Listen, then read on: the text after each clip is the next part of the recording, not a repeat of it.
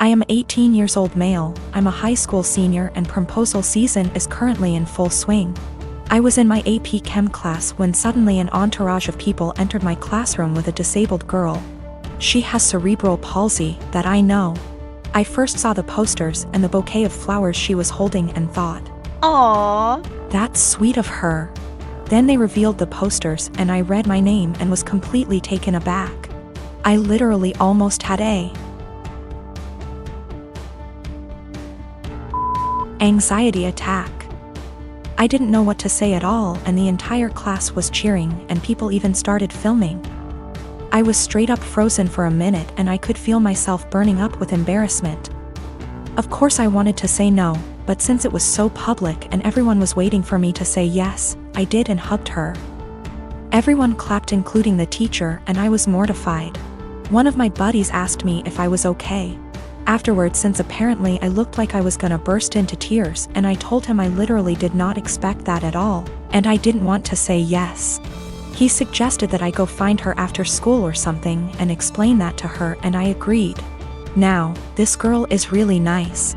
We had a class together last year and sat next to each other for a majority of it and talked quite a lot. I would say we were friends then, but we haven't spoken more than 2 times this school year, so we've definitely drifted apart. That's why I was completely shocked when she sprung the prom asking on me. Usually, people have their friends make sure that the other is at least aware before doing the asking to prevent situations like this. I was contemplating if I should just bite the bullet and go with her, but decided I just couldn't because it is my senior year prom and I was already starting to plan my asking. There's this girl that I've liked for a couple of months now and I recently heard from my friends that she likes me back, so I was gonna ask her. So I ended up going to the special ed classroom after school where I found her and asked if I could speak to her outside. I told her everything and how I really appreciated the gesture. But I was already planning on asking my crush to prom and she was crushed.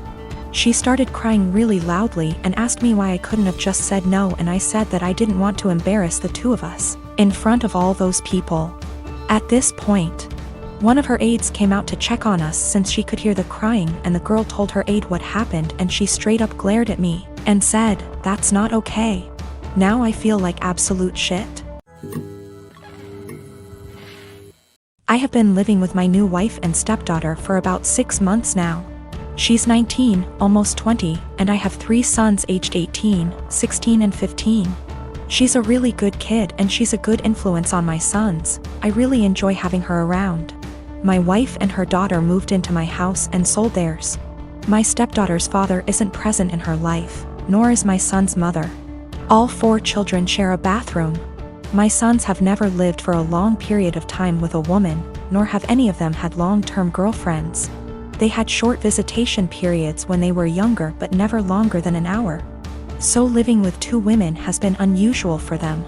My eldest son, 18, came to me last week and told me that his stepsister disposes of her used sanitary products in the trash can they share, but doesn't use toilet roll or sandwich bags to disguise what they are, and it makes him uncomfortable, which I think is reasonable. My sons are teenage boys and don't want to see their stepsister's period products on full display. A few nights ago I went into the kitchen to grab a snack and she was there doing some work for university. My wife had mentioned that she knew she was on her period, so I took it as an opportunity to have a word with her. I told her my sons were uncomfortable and asked her if she'd mind putting her used products in diaper bags or flushing them down the toilet. She laughed and told me it was rich coming from a man who sheds like a gorilla and has produced 3 skid-marking sons, which I thought was just an unnecessary attack. I've been nothing but nice to the girl and it's hardly a comparison.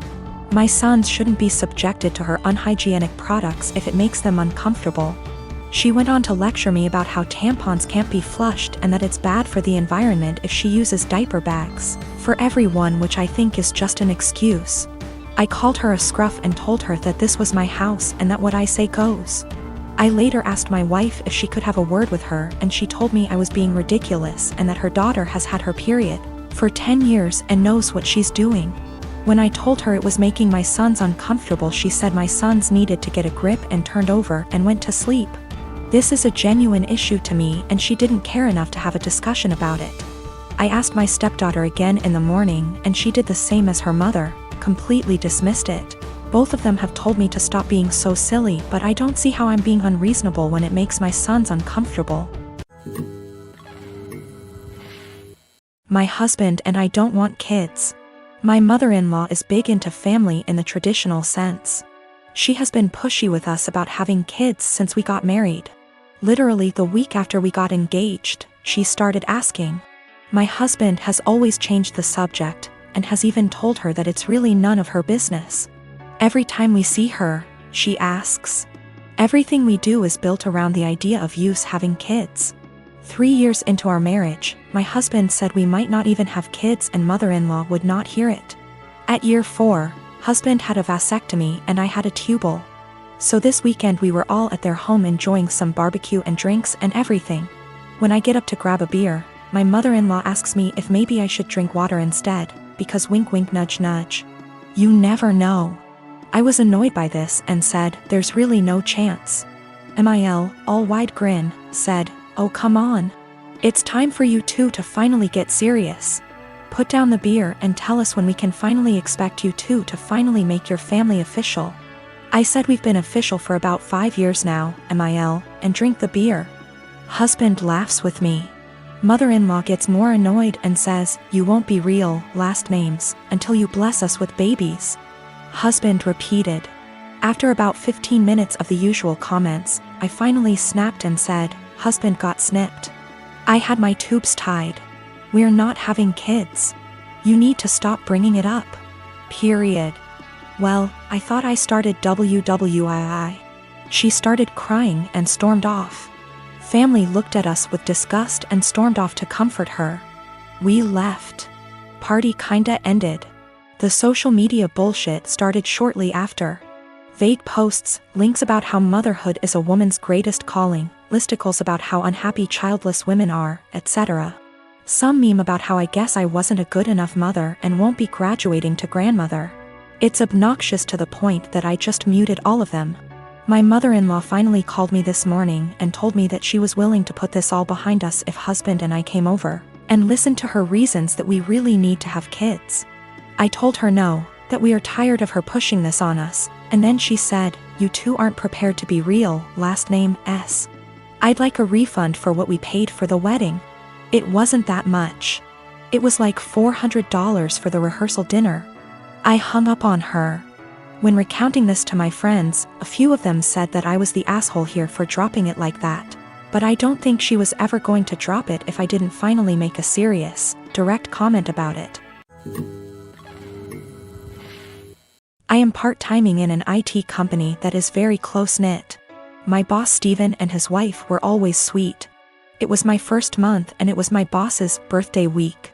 So he and wife Melissa were kind enough to include me in this fancy dinner they were taking everyone to. A week prior to the dinner, Melissa added everyone to a group chat and asked whether we had any suggestions on where to eat. I told her that I am fine with anything as long there are vegetarian options available or at least chicken. They brought their daughter Steph to the dinner and she is a sweet little girl. Now Steph was really interested in me and she kept on asking me questions about how I look the way I look. Now I am short, 5 feet, but can be somewhat deemed as fit to today's generation. I was transparent with her and told her that I don't restrict myself to certain foods but rather eat everything in moderation. Plus I have a plant-based diet and home-cooked meals so that helps, and I also lift weights. Now Melissa overheard our conversation partially. She pulled me aside and told me that Steph was recovering from eating disorder, so she encouraged me to be honest with her, and not lie to her, and not to order anything that screams diet. When I saw the menu, there were little to no vegetarian options available. It didn't have anything for me. I was very disappointed and made a comment that, oh wow, there are no vegetarian options.